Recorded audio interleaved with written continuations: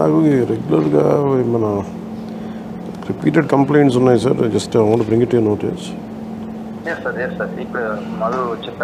మధు గారు చెప్పారు కదా సార్, కొంచెం చూడండి సార్. వాళ్ళు small submission, sir. One motorcycle was immediately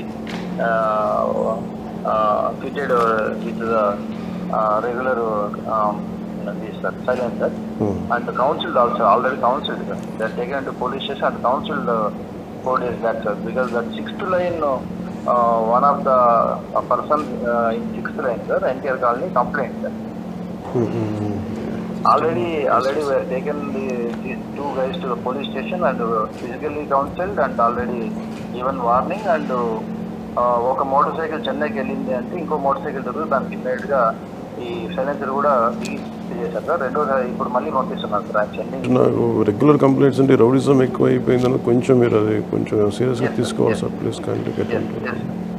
ఒకసారి అందరికీ జనరల్ కౌన్సిలింగ్ ఇచ్చేయండి సార్. ఫర్ సిటిజన్ కొంచెం ముందుకు రమ్మని చెప్పండి sir. Otherwise please. Thank you.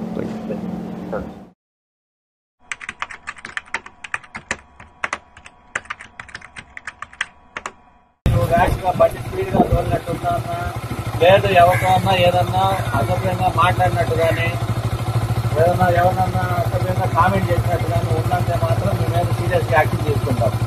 అట్లాంటి ఏదన్నా ఉంటే మీరు అందరూ మాకు చెప్పండి. వీధిలో వీళ్ళ వల్ల ఉందని చెప్పేసి మాకు తెలియదు వస్తుంది కాబట్టి అందుకనే మీ అందరిని పిలిపించి మీ ముందే వీళ్ళని అడగడానికి కారణం.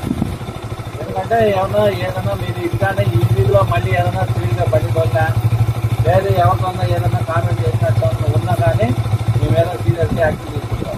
చెప్తున్నా వేరే సైలెన్స్ ఏమన్నా పెట్టున్నా కానీ ఊరుకునేది ఉండదు. ఏమన్నా వచ్చారా ఎవరన్నా అదొకలా ఉన్నది. మీరంతా కంట్రోల్ పెట్టుకోండి. అందరు ఇచ్చినా కూడా ఒక భయం ఉన్నా సార్. ఎందుకు చూడండి, వాళ్ళు ఎంత 10 మంది కలిసినారు సార్.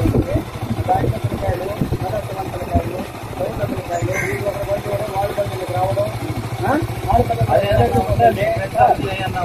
బయట చూసుకోండి సార్. ఆడపిల్లలు కాలేజీ పోతున్న వాళ్ళు వెంబడించడము, బస్సులు వెంబడించడము, ఫోన్లు తీయడము చాలా రిస్క్ సార్. ఇతను కూడా సార్ ఇతను బస్సులు వెంబడిస్తున్నాం సార్. నేను 4 సార్లు చూశాను. ఆడపిల్లలు చదువుకొని పోయే వాళ్ళకి చాలా డిస్టర్బెన్స్ సార్. చాలా డిస్టర్బెన్స్ సార్. చాలా డిస్టర్బెన్స్ సార్.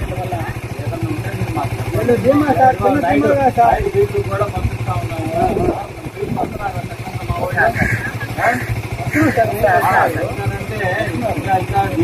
వీళ్ళు మూడో లైన్లోనే వెళ్తారు. వచ్చినట్టున్నా కానీ మీరు మాకు చెప్పండి.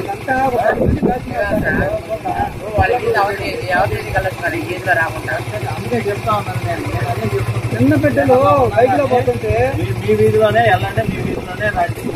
వీధిలో మీ పెద్ద ఫోటోలు బంధువులు ఏమన్నా ఉన్నారనుకుంటే అప్పుడు మీరు సైడ్ లైన్లో రండి. ఇబ్బంది ఏం లేదు. మీరు ఇంకోసారి ఏదన్నా మీకు ఇక్కడ పొరపాటు వచ్చిందని అంటే ఊరుకోండి.